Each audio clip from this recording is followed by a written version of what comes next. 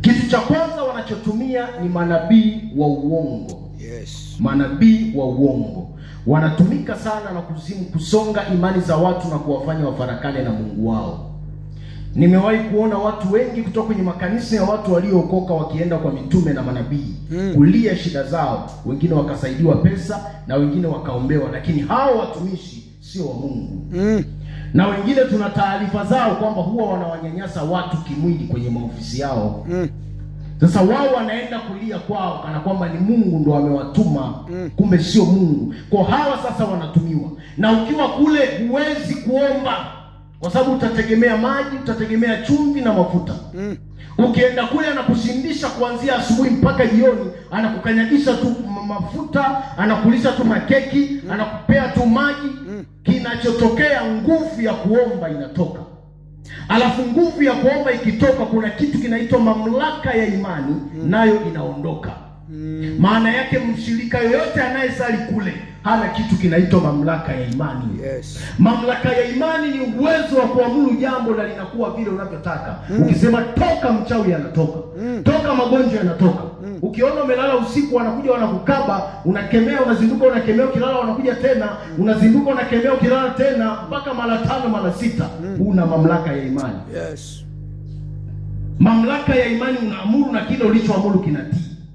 Sasa hao wamewaondolea watu mamlaka ya imani. Na ndio maana hata akikuta ilisi kwenye nyumba yake, yeye hawezi kuomba, anaipeleka kwa baba nabii akaiombee.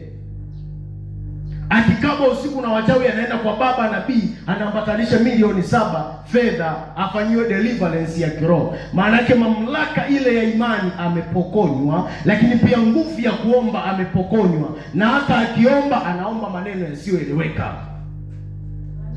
Hawezi kuomba. Nguvu ya kuomba imefyonzwa na adui, ikaondolewa ndani yake.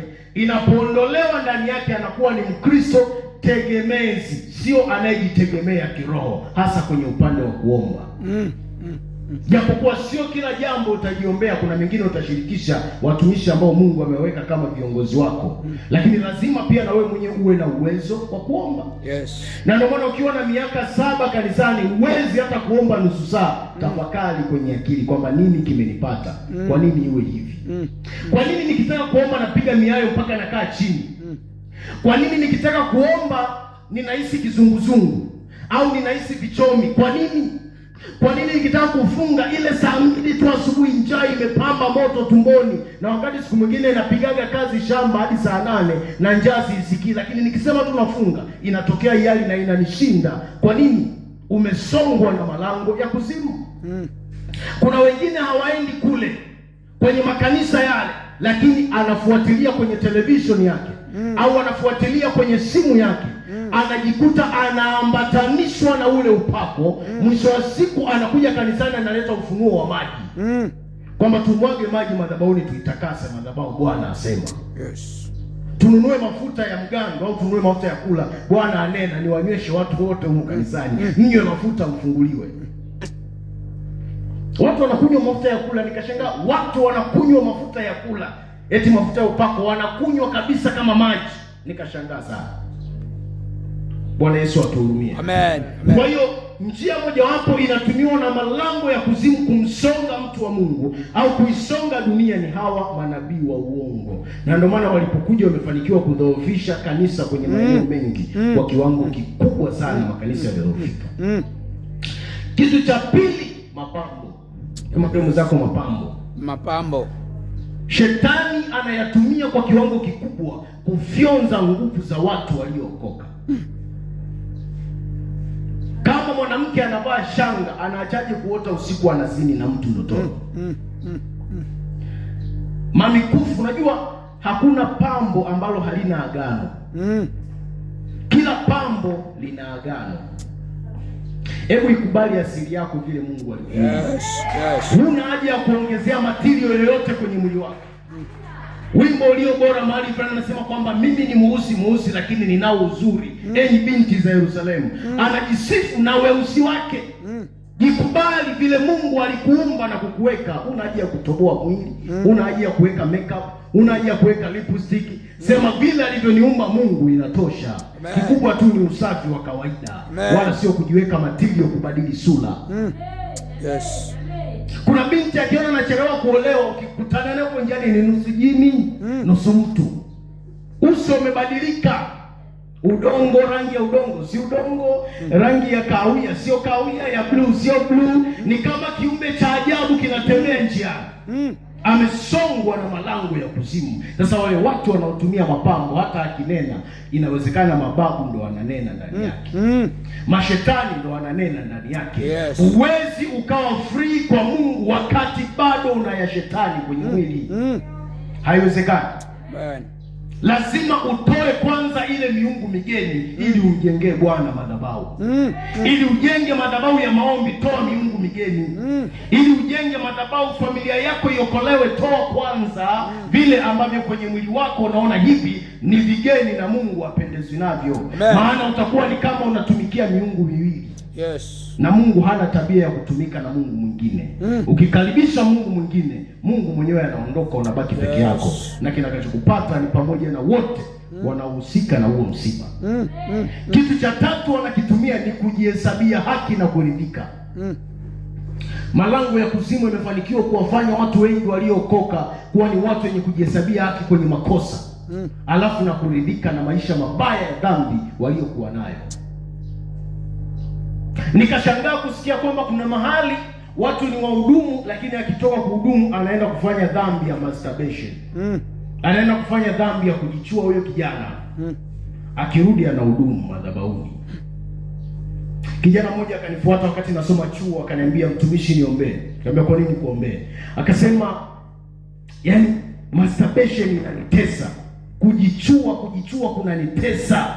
Kuna wakati naomba kabisa, Baba Mungu, nimezama kwenye maombi, inanijia ile roho tamaa ya mwili, inainuka na katiza maombi, naenda kujichua. Nikamwombea. Na kwa sababu alikuwa wazi, hakukubali kujihesabia haki na wakati ni mwovu, Mungu akamsaidia na ameshinda mpaka leo. Maana ukitenda dhambi, shetani ana tabia ya kukujaza nguvu zake kama nguvu za Mungu, ili kufumba na kufumbua uingie kuzimu Yesu atakaporudi. Binti mmoja alikuwa na huduma nzuri, akajitokeza kijana, nataka kuchumbia nikuoe. Binti akamshukuru Mungu kwamba Bwana amejibu maombi. Kumbe yule kijana ni wakala wa giza. Wakati wapo kwenye uchumba, yule kijana akaanza kumshawishi binti wazini. Binti akakataa mwanzoni, lakini mbeleni akazidiwa nguvu akazini. Walipozidi, yule binti akaanza kupitia maisha magumu na akazaa kitoto cha ajabu, kilimteza, kilimfilisi, kilikuwa akiponi kuumwa. Kwa sababu mbegu ya binadamu iliungana na mbegu ya chini. Yule kijana kumbe hakuwa binadamu, alikuwa ni chini. Bwana Yesu atusaidie. Amen. Ukiona upo kwenye uchumba na mtu na anaonyesha dalili za kuzini, usiseme Bwana mrehemu ajili alitendalo. Kimbia. Biblia inasema toka kati yao ukatengwe nao. Usijidanganye eti akinioa atatulia. Huo ni uongo. Kama ameshindwa kutulia hapo, wewe ni nani umtulize? Bwana Yesu atusaidie. Usiende kulionea, yaani kuna mtu anaenda kumuonea kahaba maono ya kumuoa. Kwamba Bwana anataka nimuoe kahaba, nikimuoa atatulia. Usiige yule nabii wa kwenye Biblia. Ile ilikuwa ni maono kutoka kwa Mungu. Wewe ukikopi na kupesi, kitakachokupata ni hatari. Tutasemaga tu tulikuwa na mwimbaji fulani, tulikuwa na mhubiri fulani kanisani, lakini sasa hivi hatuko naye tena. Tamaa makanisani. Na ndio maana kuna mtu akiona mwenzake anaimba, yaani ndani yake unajengeka wivu mbaya. Kwamba kwa nini yeye? Nataka nipambane, nimshinde, nimshushe chini ya miguu yangu. Kama ni kwenye kuhubiri, hivyo hivyo. Unakuta mtu anaandaa matirio ya kuhubiri, sio kunena kweli. Ashindane na fulani aonekane yeye anahubiri kuliko fulani. Anaimba ashindane na fulani aonekane yeye anaimba kuliko fulani.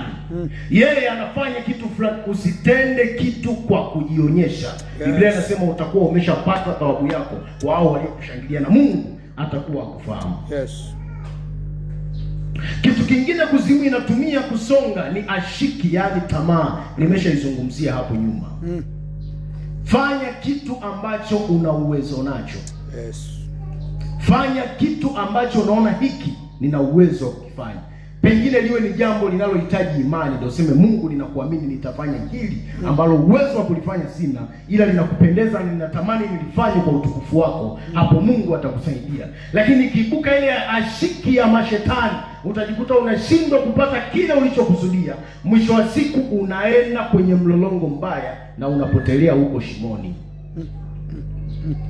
Iwe ni ashiki ya kumiliki mali, iwe ni ashiki ya kufanikiwa, iwe ni ashiki ya aina yoyote, ni mkakati wa kuzimu kukusonga maisha yako ili waiondoe amani na kukufarakanisha na Mungu. Kitu kingine ni magonjwa. Magonjwa.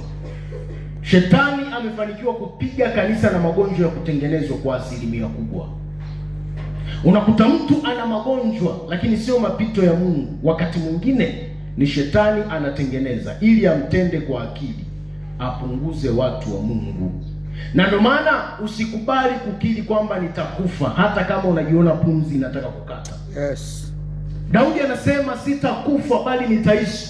Na ile kauli ilikuwa na nguvu ya kumfanya aishi miaka mingi baadaye.